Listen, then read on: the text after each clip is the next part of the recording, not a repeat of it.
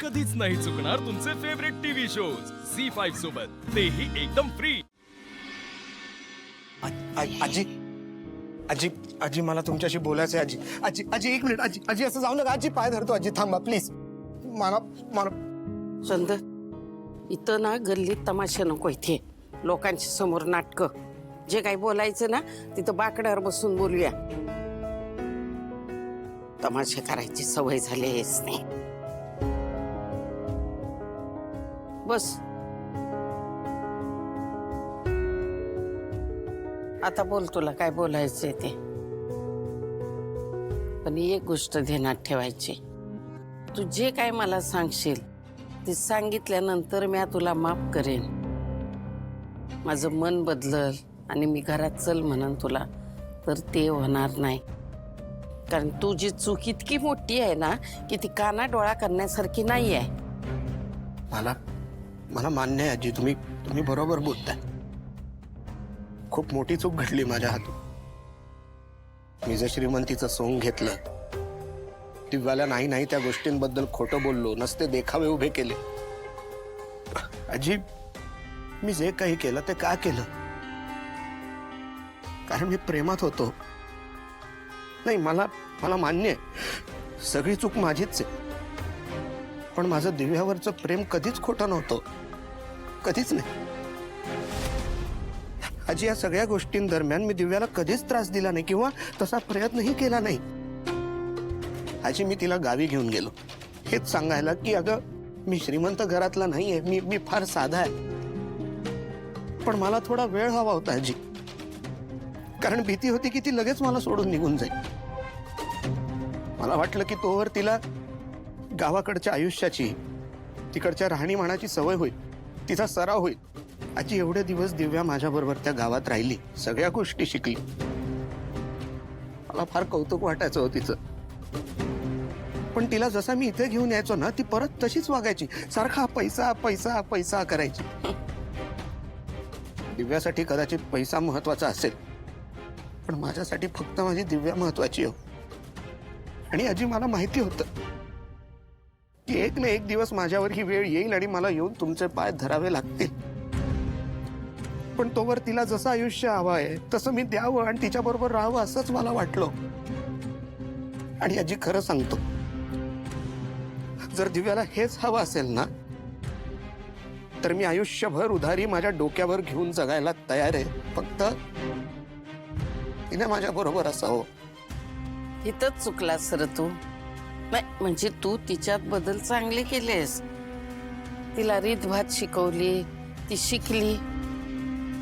पण बाळा, अरे तू एक करायला पाहिजे होतस, तुझं सत्य सांगून ना तिचं मन जिंकायला पाहिजे होतस, तिला जिंकायला पाहिजे होतस। पण चुकलास कुठं माहितीये? सत्य सांगितलं नाहीस ना तिथं।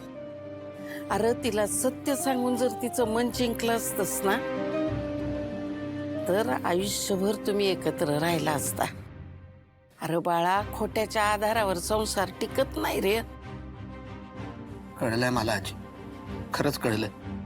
आणि मी तुम्हाला शब्द देतो, मी जसा आहे तसा राहून दिव्याचं मन जिंकेन, खरंच जिंकेन। इतकं सोपं नाहीये ते। सोपा अगोदर तरी कुठं होता आजी? दिव्यावर प्रेम होतं म्हणून मी एवढा खोटा बोललो आणि एवढ्या चुका केल्या। पण आता मी त्याची शिक्षा भोगायलाही तयार आहे, हवा तितका पश्चाताप करायलाही तयार आहे आणि परत तिच्यासाठी उभा राहायलाही तयार आहे। फक्त माझी दिव्या मला परत हवी हो।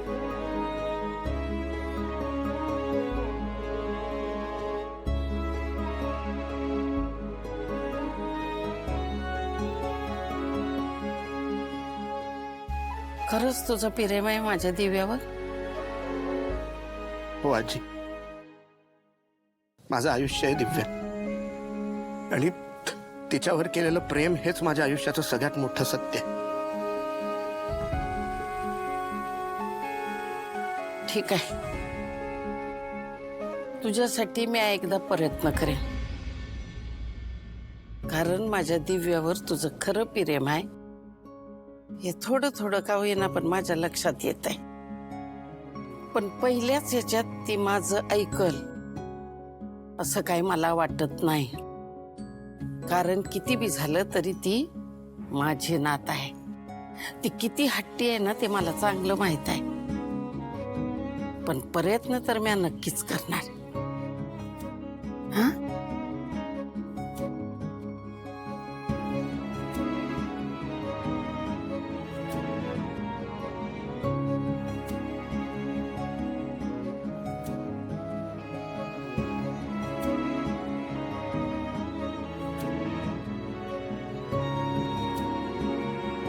सांभाळत राहा.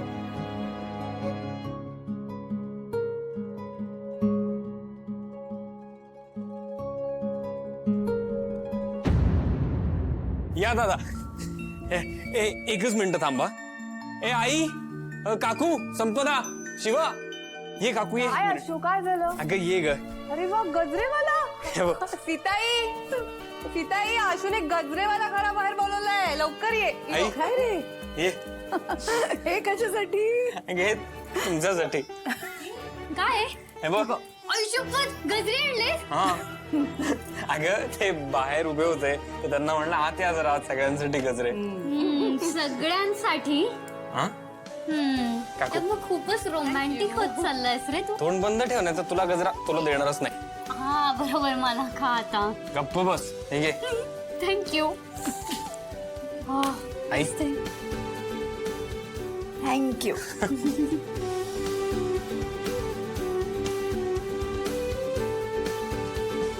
आशू, थँक्यू. मी एवढा वाईट वागूनही तू माझा विचार करतोयस. थँक्यू. चल चल, आता जिच्यासाठी हे सगळं चालू आहे तिला पण दे ना. जा जा लवकर जा. तुझा ए, गजरा. नाही, नाही. बघ शांत. तू घाल गजरा. गजरा ना लांब केसातच छान दिसतो ना, म्हणजे माता येतो ना. बरोबर आहे आईचा आशू. नाही म्हणजे शिवाला गजरा छानच दिसेल, पण माळणार कसा? केस तर. काय गजरा ही अशी गोष्ट आहे जी सगळ्या बायकांवर छान दिसते.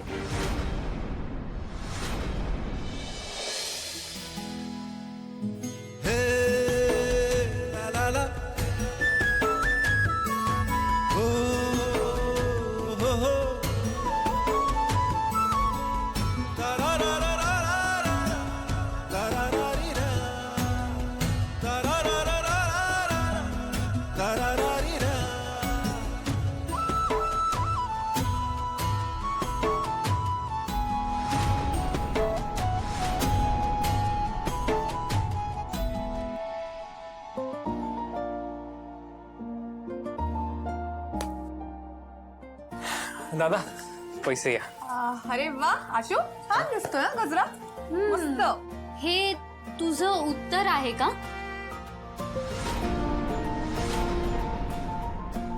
म्हणजे गजरा आहे. तू जरा गप्प बसतेस. हा? नाहीये का? मग दे ना पटकन उत्तर गप तुझं. ग, असं काही नाहीये. दादा अरे, पैसे घ्या. असं काय करतोय? सांग ना उत्तर. गप्प बस. ऐ, ठेव केस. मला उत्तर दे. अरे. सांग सांग उत्तर सांग.